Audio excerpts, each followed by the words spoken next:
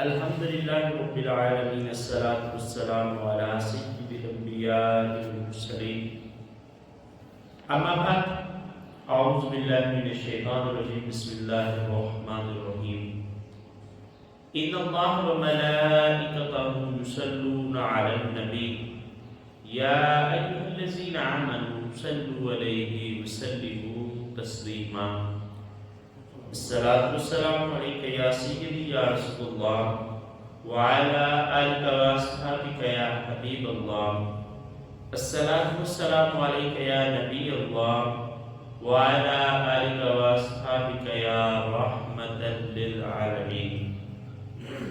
اللہ رب العزت کی حمد و ثنا اور آقا علیہ الصلوۃ والسلام کی بارگاہ میں گلہائے عقیدت پیش کرنے کے بعد نہایت ہی معزز و محترم سامعین حضرات، سورہ النساء پارہ نمبر 5 کے 6 رکوع پر گفتگو ہو رہی تھی۔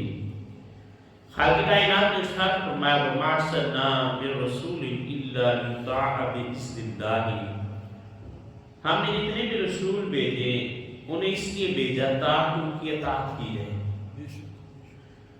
پھر فرمایا وَلَوْ أَنَّهُمْ، اور اگر یقیناً ایسا ہوتا یا ایسا ہو اس ظالموں کہ جب تم ظلم کر بیٹھو انفسہم اپنی جانوں کا، جاؤ کا تم آ جاؤ، فاستغفر اللہ، پس اللہ سے معافی مانگو، اللہ کی بارگاہ میں توبہ کرو، واستغفر لہم الرسول، اور رسول بھی تمہارے لیے استغفار کرے، لوجد اللہ توابا رحیما، تو اللہ کو تم بہت توبہ قبول کرنے والا مہربان پاؤ۔ سبحان اللہ۔ خالق کائنات نے بیان فرمایا، ایک تو وہ موضوع جس پر بات ہو رہی تھی کہ منافقین وہ لوگ جنہوں نے طاغوت کو جو ہے وہ حاکم مان لیا، فرمایا ہونا تو یہ چاہیے تھا کہ جب انہوں نے طاغوت کی طرف جانا چاہا تو انہیں اللہ کی طرف رجوع کرنا چاہیے تھا، انہیں رسول اللہ صلی اللہ علیہ وسلم کی بارگاہ میں حاضر ہونا چاہیے تھا، اللہ سے معافی مانگنی چاہیے تھی، پھر رسول اللہ صلی اللہ علیہ وسلم بھی ان کے لیے اللہ کی بارگاہ میں درخواست کرتے کہ یا اللہ اس کے گناہوں کو معاف فرما دے، تو پھر اللہ کو وہ بڑا غفور رحیم اللہ کے گناہوں کو معاف فرما دیتا، لیکن ایسا نہ ہو۔ لیکن مفسرین اکرام نے کہتے ہیں کہ یہ آیت مطلق ہے، اس کا شان نزول گویا وہی ہے وہ جو واقعہ کل ہم نے منافق والا بیان کیا، لیکن یہ آیت مطلق ہے کہ دنیا میں جب بھی کسی ایمان والے سے گناہ ہو جائے تو رسول نبی علیہ السلام کی بارگاہ میں حاضر ہو جائے، معافی مانگے تو اللہ رب العزت اس کے گناہوں کو معاف فرما دے۔ یہ وہ بات ہے کہ جس کے بارے میں لوگ کہتے ہیں کہ یہ بریلوی جو ہے ان سے جب بھی پوچھو جی کدھر جانا ہے تو وہ کہتے ہیں نہیں ہم تو مدینے جا رہے ہیں، مکی کا نام ہی نہیں لیتے، کرنے عمرہ جا رہے ہوتے ہیں، لیکن جو بھی پوچھے تو کہتے ہیں جی رسول اللہ صلی اللہ علیہ وسلم نے بلایا ہے ہم مدینے جا رہے ہیں۔ مدینے کیوں جا رہے ہیں؟ کیونکہ قرآن کہتا ہے کہ جب تم سے گناہ ہو جائے تو میرے محبوب علیہ السلام کی بارگاہ میں حاضر ہو جاؤ، میرا حبیب تمہارے لیے دعا فرما دے تو میں تمہارے گناہوں کو معاف کر دوں۔ اکثر مفسرین اکرام نے اس واقعے کو بیان کیا، ایک شخص کہتا ہے میں نے دیکھا ہے کہ رابی آیا، ایک تو ہے کریم آقا علیہ السلام کی حیات کے اندر کہ جب رسول اللہ صلی اللہ علیہ وسلم موجود تھے، بندے سے گناہ ہو گیا، کسی سے بھی ہو گیا، وہ آقا علیہ السلام کی بارگاہ میں حاضر ہو، وہاں آقا علیہ السلام اس بندے کے لیے اللہ کی بارگاہ میں دعا کریں تو رب کائنات کریم آقا علیہ السلام کے وسیلے سے اس بندے کے گناہوں کو معاف کر دے۔ دوسرا یہ ہے کہ جب رسول اللہ علیہ السلام پردہ فرما گئے، آپ اپنے گنبد خضرا والی جگہ پر راہ فرماؤ، تب کیا پوزیشن ہے؟ تو ایک شخص بیان کرتا ہے یہ واقعہ اکثر مفسرین اکرام نے لکھا، اپنوں نے بھی لکھا، غیر نے بھی لکھا کہ رابی آیا کریم آقا علیہ السلام کی بارگاہ میں رسول اللہ صلی اللہ علیہ وسلم کے وصال فرمانے کے بعد، اور آقا علیہ السلام کی بارگاہ میں آ کر عرض کرتے یا رسول اللہ علیہ وسلم مجھ سے گناہ ہو، یا رسول اللہ علیہ وسلم میں نے غلطی کر دی اور میں نے قرآن پڑھا، قرآن کہتا ہے کہ جب تم اپنی جانوں پر ظلم کر بیٹھو تو میرے محبوب علیہ السلام کی بارگاہ میں حاضر ہو جائے کرو تو اللہ رب العزت تمہارے گناہوں کو معاف کر دے گا۔ وہ عرابی اپنے انداز میں کریم آقا علیہ السلام کی بارگاہ میں استغاثہ کر کے چلا گیا۔ اب رابی کہتا ہے کہ اسی دوران میری آنکھ لگ گئی، میں سویا تو کریم آقا علیہ السلام خواب میں تشریف لے آئے۔ آقا علیہ السلام نے فرمایا جاؤ اس کے رابی سے کہہ دو کہ اللہ تعالیٰ نے تمہارے گناہوں کو معاف کر دیا۔ سبحان اللہ۔ کہ وہ گنبد خضرا وہاں سے آج بھی فیض جاری ہوتا ہے، وہاں سے آج بھی لوگ روشنی لیتے ہیں، وہاں سے آج بھی لوگ جو ہے وہ نور ایمان لیتے ہیں اور اپنے آپ کو ہدایت کی راہ پر ڈال لیتے ہیں۔ اسی لیے ہم جو سنی ہیں ہم کہتے ہیں کہ ہم آقا علیہ السلام کی بارگاہ میں جا رہے ہیں۔ دوسری بات یہ ہے کہ رسول اللہ علیہ السلام نے فرمایا جو میرے قبر نور پر آئے اور عمرہ کرے کہ میری روزے پر آئے تو قیامت کے دن میں اس کی شفاعت کروں، میری شفاعت اس کے لیے لازم ہو جائے۔ تو اس لیے لوگ جو ہیں وہ بڑے ذوق شوق سے، میں کہتا ہوں یہ وجوہات بات کی ہیں کہ آقا علیہ السلام کی بارگاہ میں بندہ حاضر ہو اور اس کے گناہوں کو معاف کر دیے، یہ چیز بھی سیکنڈری ہے۔ وہ ذات ہی ایسی ہے اگر کچھ بھی نہ ہو پھر بھی وہ ذات اتنی حسین ہے کہ دیوانے اس طرف جو ہے وہ لپکتے ہیں، پھر بھی ہر کسی کا جی چاہتا ہے کہ وہ کریم آقا علیہ السلام کی جو وہاں پر مدینہ منورہ کے گلی بازار ہیں، مسجد نبوی کے وہ جو نظارے ہیں، سبز گنبد کی جو بہاریں ان کو دیکھیں۔ تو اللہ رب العزت نے فرمایا اگر تم سے گناہ ہو جائے تو میرے محبوب علیہ السلام کی بارگاہ میں حاضر ہو جایا کرو، میرے محبوب تمہارے لیے دعا استغفار فرما دے تو میں تمہارے گناہوں کو معاف فرما دوں گا۔ فلا وربک لا یؤمنون، تو فرمایا خبردار قسم کے معنوں میں بھی آتا ہے، پس ہرگز نہیں کوئی شخص ایمان والا ہو ہی نہیں سکتا حتیٰ یہاں تک کہ یحکموک کا، جب تک کہ حاکم نہ بنا لے فی ما شجر بینہم، جو ان کے درمیان اختلافات ہیں، جب تک رسول اللہ علیہ السلام کو حاکم نہ مان لیا جائے، ان کے فیصلے کو حتمی نہ مان لیا جائے، تب تک کوئی ایمان والا ہو ہی نہیں سکتا۔ یہ بات جو مسلسل عرض کی دیتا ہوں کہ کریم آقا علیہ السلام کی ذات شعار شریعت ہے، آقا علیہ السلام کی ذات جو ہے وہ قانون کا درجہ رکھتی ہے۔ جب تک رسول عربی علیہ السلام کے ہر حکم پر سر تسلیم خامن نہ کر لیا جائے تب تک بندہ ایمان والا نہیں ہو سکتا۔ اچھا یہاں میں ایک اور بات بیان کی دیتا ہوں کہ رسول اللہ صلی اللہ علیہ وسلم کے حکم کو ماننا کہ ہم مانتے ہیں، آگے عملی زندگی میں بسا اوقات بندے سے سستی بھی ہو جاتی ہے، بندہ عمل نہیں بھی کر پاتا، وہ اپنی جگہ، لیکن پہلی بات تسلیم ہے، بندہ مانتا ہو کہ یہ آقا علیہ السلام کا حکم ہے، اس حکم پر سار تسلیم خام کرتا ہوں، چاہے اس پر اپنی زندگی میں اس سے عمل ہوتا ہے یا نہیں ہوتا، لیکن اس چیز کا انکار نہیں کیا جا سکتا۔ جیسے میں نے کل آیت کریمہ کا مفہوم بیان کیا کہ اللہ رب العزت نے فرمایا کہ جب اللہ اور اس کے رسول صلی اللہ علیہ وآلہ وسلم فیصلہ فرما دے تو کسی ایمان والے کو اس میں کوئی اختیار باقی نہیں رہتا۔ مطلب پوچھے جی یہ حکم کیوں آ رہا ہے؟ جب اللہ اور اس کے رسول کا حکم آ گیا تو آ گیا، پھر اس پر عمل کرنا ہی ہوگا، پھر کسی بندے کے پاس جو ہے وہ سوال کرنے کی گنجائش باقی نہیں رہتی۔ باقی رسول اللہ صلی اللہ علیہ وآلہ وسلم کی جو ذات ہے وہ تو شعار شریعت ہے، آپ کا جو بھی فیصلہ ہے اس کو تسلیم کیا جائے گا۔ اس میں کئی جگہ پر ہمیں رسول اللہ صلی اللہ علیہ وآلہ وسلم کے اختیارات کا علم بھی ہوتا ہے۔ مثال کے طور پر اسلام جو ہے وہ کہتا ہے، قرآن پاک کے اندر اللہ نے فرمایا کہ تم شادیاں کرو، 2 2 3 3 4 شادی، بیعت وقت جو ہے وہ 4 شادیاں کرنے کی اجازت ہے، لیکن جب سیدہ فاطمہ زہرا رضی اللہ تعالی عنہ کا نکاح ہوا حضرت مرتضیٰ رضی اللہ تعالی عنہ سے، تو قریب آقا علیہ السلام نے حضرت علی کو بلایا، فرمایا علی جب تک فاطمہ تمہارے نکاح میں ہے تب تک تم دوسرا نکاح نہیں کر سکتے۔ اب عام قاعدہ کیا ہے کہ ایک بندہ بیک وقت 4 نکاح کر سکتا ہے، لیکن سیدہ فاطمہ الزہرا رضی اللہ تعالی عنہ کی موجودگی کے اندر حضرت علی المرتضیٰ کے لیے یہ حرام تھا کہ آپ دوسرا نکاح بھی کریں۔ کیوں؟ کیونکہ رسول عربی علیہ السلام کی زبان سے یہ جملہ نکل چکا ہے، علی تمہیں اجازت ہے۔ یا ایک اور روایت کتب حدیث کے اندر ملتی ہے کہ ایک شخص آقا علیہ السلام کی بارگاہ میں حاضر ہوا، آ کر کہتے ہیں یا رسول اللہ علیہ وسلم میں نے روزہ رکھا تھا، روزہ ٹوٹ گیا، اب کیا کرو؟ تو کریم آقا علیہ السلام نے فرمایا تم اس طرح کرو کہ 60 روزے رکھو۔ ظاہر کو فارغ نہیں ہے، ایک بندہ روزہ توڑ میں تو وہ 60 روزے رکھے۔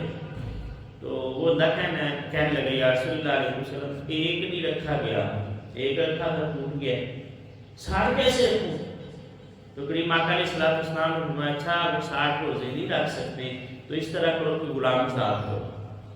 کہنے لگے یا رسول اللہ علیہ وسلم میرے پاس تو کوئی غلام ہی نہیں ہے، نہ میرے پاس اتنے پیسے ہیں کہ میں کوئی غلام خرید کر اسے آزاد کر دوں۔ کریم آقا علیہ السلام نے فرمایا اچھا چلو اس طرح کرو کہ 60 مسکینوں کو کھانا کھلا۔ کہ یا رسول اللہ علیہ وسلم میرے پاس تو مال ہی نہیں ہے، میں 60 مسکینوں کو کھانا کہاں سے کھلاؤں؟ کریم آقا علیہ السلام نے فرمایا چلو ٹھیک ہے بیٹھ گئے۔ وہ بندہ بیٹھ گیا، کچھ وقت گزرا، آقا علیہ السلام کی بارگاہ میں کھجوروں کا ٹوکرا آیا۔ تو اللہ کے رسول صلی اللہ علیہ وسلم نے فرمایا وہ بندہ کدھر ہے جس نے روزہ توڑ دیا؟ وہ بندہ آیا، آقا علیہ السلام نے فرمایا یہ کھجورے لے جو اپنی بستی کے اندر جو سب سے زیادہ غریب آدمی ہے نا، جو کمزور لوگ ہیں، ان میں یہ تقسیم کر دو، تمہارے روزے کا کفارہ ہو جائے گا۔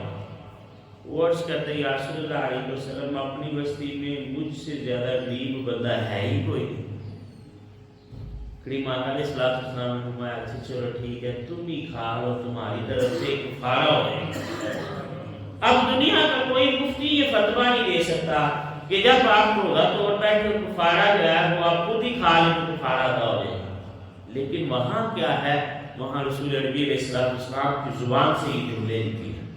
جب آقا علیہ السلام کی زبان سے یہ جملے نکلے تو یہ شریعت کی حیثیت رکھتے ہیں، پھر ان پر عمل ہوگا، پھر وہاں اور قانون کو نہیں دیکھا جائے گا، پھر یہی دیکھا جائے گا کہ محبوب خدا صلی اللہ علیہ وسلم کی زبان سے یہ جملہ نکل آیا تو اس پر عمل ہوگا۔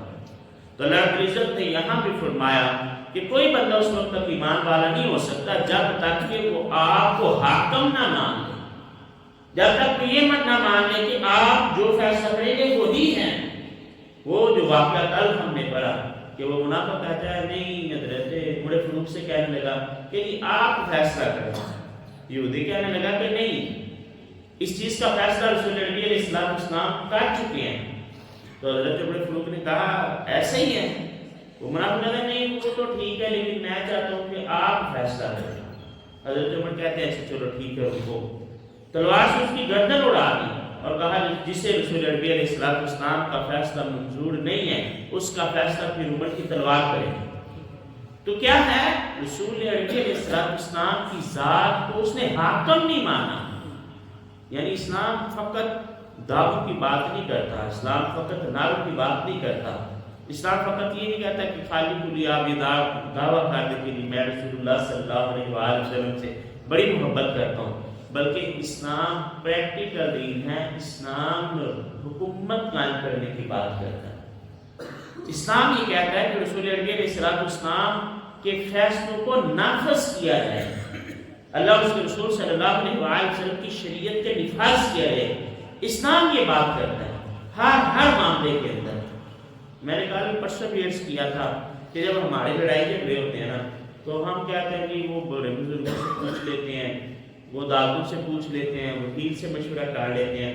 شاید یہ کوئی یہ کہتا ہو کہ ہمارا اختلاف ہو گیا، ہم قرآن و سنت میں دیکھتے ہیں کہ اس مسئلے کا حل کیا ہے۔ اللہ نے اس کے بارے میں کیا کہا، رسول عربی علیہ السلام کی زندگی میں ہمارے لیے کیا نمونہ ہے اس مسئلے کے حوالے سے۔ تو اللہ رب العزت نے فرمایا کوئی بندہ بھی ایمان والا نہیں ہو سکتا جب تک کہ وہ رسول نبی علیہ السلام کو اپنے فیصلوں میں حاکم نہ مان لے. ثم لا یجدوا فی انفسہم حرجا، پھر اس کے دل میں تنگی بھی نہ آئے، مما قضیت، جو فیصلہ رسول اللہ صلی اللہ علیہ وآلہ وسلم فرما دیں. پہلے آقا علیہ السلام کو حاکم مانا جائے، ان کی بارگاہ میں وہ مسئلہ پیش کیا جائے کہ یا رسول اللہ علیہ وسلم آپ اس بارے میں فیصلہ فرمائیں. جب وہ فیصلہ آ جائے تو بندہ دل میں تنگی نہ محسوس کرے، یہ نہیں کہ یہ فیصلہ میرے خلاف آ گیا. جو بھی فیصلہ آ جائے اس پر پھر وہ راضی ہو جائے، وَيُسَلِّمُ تَسْلِيمًا، اور صحیح صحیح اس کو مان لے. اس کو ماننے کے اندر وہ ٹیڑھے پن کا اظہار نہ کرے. وَلَوْ أَنَّا، اور اگر یقیناً کتبنا علیہم، ہم ان پر لکھ دے، ان اقتلوا انفسکم، کہ وہ اپنے آپ کو قتل کریں، او اخرجوا من دیارکم، یا اپنے گھروں سے نکل جائیں.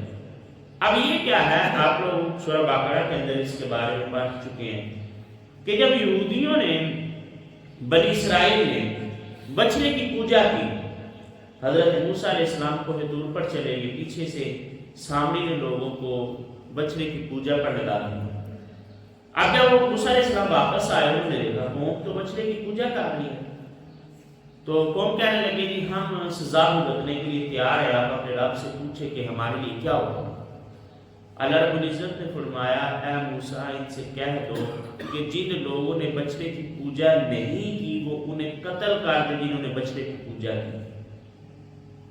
اب قبیلے کا ایک بزرگ آیا، کہنے لگا موسیٰ ہم حکم ماننے کے لیے تیار ہیں، لیکن آنکھوں دیکھے یہ نہیں ہو سکتا، دل کی روشنی میں یہ نہیں ہو سکتا. آپ اللہ کی بارگاہ میں عرض کریں کہ اللہ رب العزت اندھیرا کر دیں، اللہ کی طرف سے بادل آئے، بادل چھائے. جن لوگوں نے بچڑے کی پوجا کی وہ گھٹنوں کے بل بیٹھ گئے، دوسرے لوگ تلواریں لے کر سامنے کھڑے ہو گئے، انہوں نے قتل شروع کر دیے. 70,000 لوگ اس اندھیرے میں مارے گئے.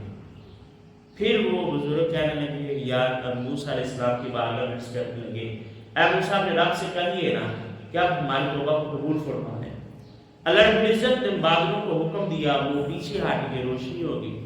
پھر اللہ نے یہ اعلان کیا کہ جو لوگ مارے گئے ہیں میں نے شہادت کا درجہ دیا. حالانکہ انہوں نے بچڑے کی پوجا کی لیکن اللہ نے ان کی توبہ کو قبول کر لیا، انہیں شہادت کا درجہ دیا اور دوسرے لوگوں سے بھی عذاب کو اٹھا لیا گیا، ان کی بھی معافی کو مان لیا گیا. اب اس کو دیکھیں اور اس آیت کریمہ کو دیکھیں. اللہ نے فرمایا یہ اللہ نے آپ کے لیے رحمت کا معاملہ کیا، آسانی کا معاملہ کیا کہ تم سے گناہ ہو گیا، تم آقا علیہ السلام کی بارگاہ میں حاضر ہو جاؤ. کریم آقا علیہ السلام کی بارگاہ میں حاضر ہو کر اپنے رب سے معافی مانگو. میرے محبوب علیہ السلام بھی تمہارے لیے توبہ استغفار کرتے ہیں تو میں تمہارے گناہوں کو معاف کر دیتا ہوں.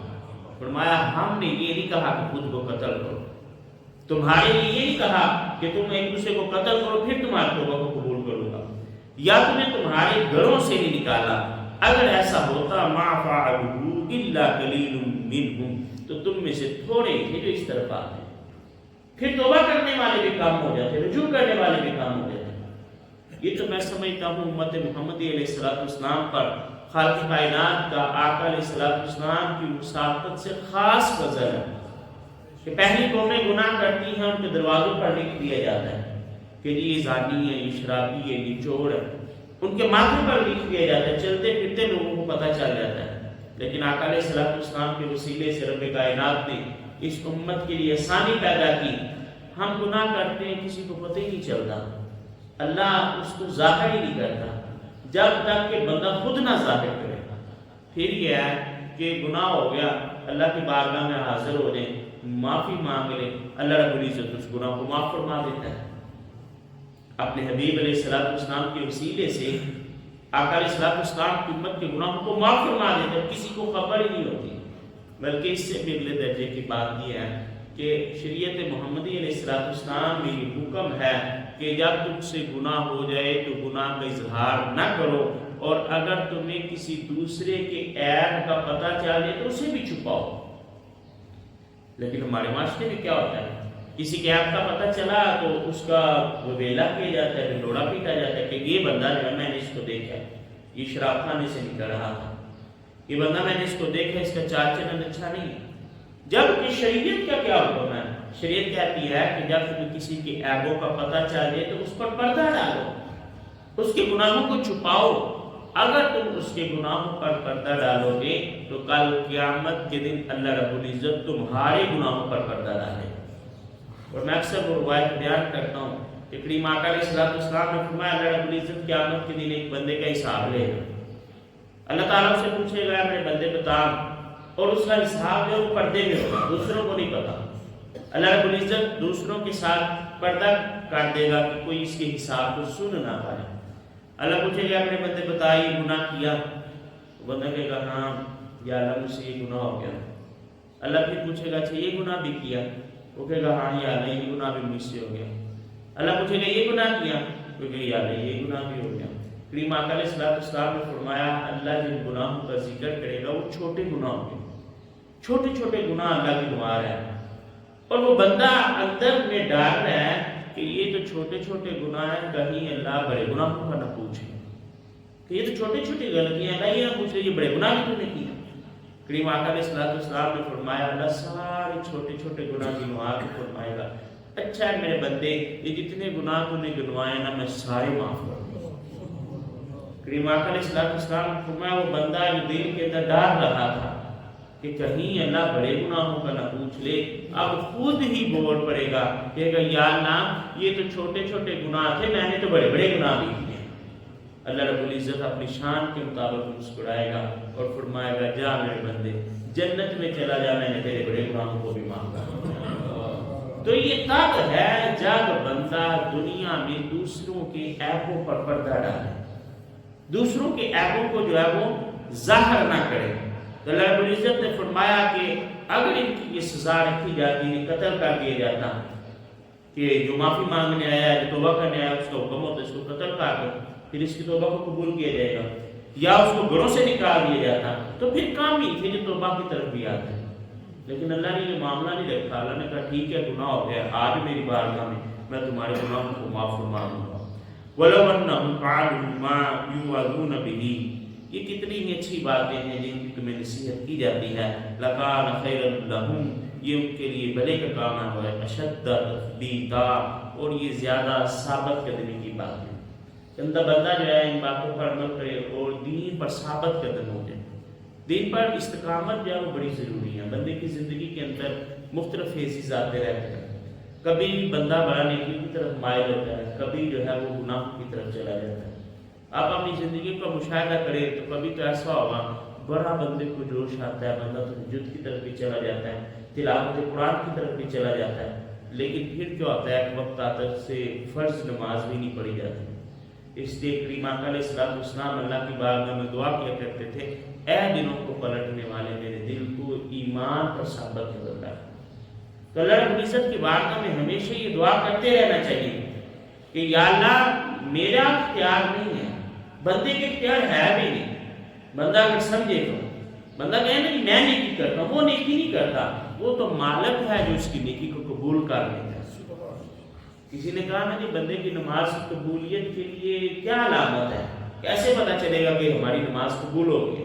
انہوں نے کہا اگر تو تم نماز پڑھو پھر اگلی نماز بھی پڑھو تو اس کا مطلب ہے پچھلی نماز قبول ہوگی۔ پچھلی نماز کی قبولیت کی شرط ہے کہ تم اگلی نماز کے لیے مسجد میں آ رہے، اور اگلی نماز کے لیے مسجد میں نہیں آ رہے تو اس کا مطلب ہے تمہاری عبادت قبول نہیں ہے۔ اللہ جس کو مسجد میں بلاتا ہے، جس کو عبادت کی طرف بلاتا ہے، بلاتے ہی اس لیے تاکہ اس کی عبادت کو قبول کیا جائے۔ نہیں تو جس حال کی ہم عبادت کرتے ہیں اللہ کو تو ایسی عبادت چاہیے، مطلب ہماری عبادت جو ہے وہ طرح طرح کی جو عیب ہیں ان سے بھرپور ہے، لیکن اس کے باوجود اس مالک کی شان رحیمی دیکھیں، وہ ایسے ہمارے ٹوٹے پھوٹے لفظوں کو جو ہم عبادت کے اندر اللہ رب العزت کی بارگاہ میں عرض کرتے ہیں اور ان کو بھی قبول فرما دو۔ اور کئی دفعہ تو وہ لفظ زبان پر آتے ہی نہیں ہے، اللہ پھر بھی قبول فرما دو، ابھی دل کے اندر ارادہ ہوتا ہے۔ تو پھر فرمایا وَإِذًا لَآتَيْنَاهُم مِّن لَّدُنْهُ أَجْرًا عَظِيمًا، اور اگر ایسا ہوتا تو ضرور ہم اپنے پاس سے بڑا ثواب عطا فرماتے کہ جب وہ ثابت قدم ہو جاتے، ایمان پر قائم ہو جاتے۔ اللہ نے فرمایا وہ لوگ ایسے ہیں کہ جنہوں نے کہا ہمارا رب اللہ ہے، پھر وہ اس پر ڈٹ گئے ہیں، پھر جو مرضی حالات ہو گئے پھر ان کو ان کے قدم ڈگمگاتے نہیں ہیں، جب ایسا ہو جاتا ہے تو پھر اللہ فرماتا ہے ہم اپنی طرف سے اسے بڑا ثواب دیتے ہیں۔ یہ کن لوگوں نے کیا؟ یہ صحابہ کرام مردوان کی زندگیوں کو دیکھیں۔ حضرت بلال حبشی رضی اللہ تعالی عنہ کیا کچھ نہیں صحبتیں برداشت کی، یہ کتنی مصیبتیں برداشت کی، لیکن اپنے کلمے سے نہیں پھرے، قدم جو ہے وہ ڈگمگائے نہیں ہیں۔ حضرت سلمان فارسی کو دیکھیں، کہاں فارس سے چلے ہیں اور آزاد ہیں، اور حضرت سلمان فارسی جو ہے وہ اہل ثروت ہے، مال و دولت والے ہیں، لیکن پھر کیا غلامی کی زندگی میں بھی آئے۔ یہاں تک کہ حضرت ابوبکر صدیق کو دیکھیں، اسلام کی راہ میں کتنی قربانیاں ہیں۔ صحابہ کرام رضوان کی زندگیاں قربانی کی داستانوں سے بڑی پڑی ہیں، لیکن کیا ہے وہ ثابت قدم ہو، جو انہوں نے کہہ دیا کہ ہم نے محمد عربی علیہ السلام کو مان لیا، پھر اس پر قائم ہو گئے، پھر ان کے قدم وہاں سے ڈگمگائے نہیں ہیں۔ تو پھر اللہ رب العزت فرماتا ہے جب ایسا ہوتا ہے تو ہم اپنی طرف سے بڑا ثواب عطا فرماتے ہیں، پھر اللہ رب العزت کی طرف سے بڑا اجر عطا فرمایا جاتا ہے۔ آپ دیکھیں سیدہ خدیجہ الکبریٰ رضی اللہ تعالی عنہا اسلام کے لیے قربانیاں دی ہیں، تو پھر وہ وقت بھی آیا نا کہ سیدہ خدیجہ الکبریٰ رضی اللہ تعالی عنہا کھانا بنا کے لا دی، اور وہ بیوی جن کے پاس بہت مال و دولت، کئی لونڈیاں، کئی غلام ہیں، لیکن رسول اللہ صلی اللہ علیہ وسلم سے محبت کا یہ عالم ہے کہ خود اپنے ہاتھوں سے کھانا بنا کے لا رہی، ادھر سے وہ چلتی ہیں، ادھر سے اللہ رب العزت جبریل کو حکم دیتے جاؤ جبریل میرے محبوب علیہ السلام کی بارگاہ میں حاضر ہو جاؤ اور کہو کہ خدیجہ کھانا لے کر آ رہی ہیں، جب وہ آپ کے پاس آئیں تو انہیں کہنا ہے خدیجہ تمہیں تمہارا رب سلام کہتا ہے۔ اور کبھی یہ سلام حضرت ابوبکر صدیق رضی اللہ تعالیٰ عنہ کے لیے آتا ہے کہ ابوبکر آج جو تم نے اپنا حلیہ بنا رکھا ہے نا کہ سب کچھ ہی اسلام کے لیے لٹا دیا ہے، تمہارا رب تم سے پوچھتا ہے ابوبکر کیا تم اپنے رب سے راضی ہو؟ تو آپ فرماتے ہیں ابوبکر کون ہوتا ہے؟ میں اپنے رب سے راضی ہوں، میں اپنے رب سے راضی ہوں، وہ ہمارے یہاں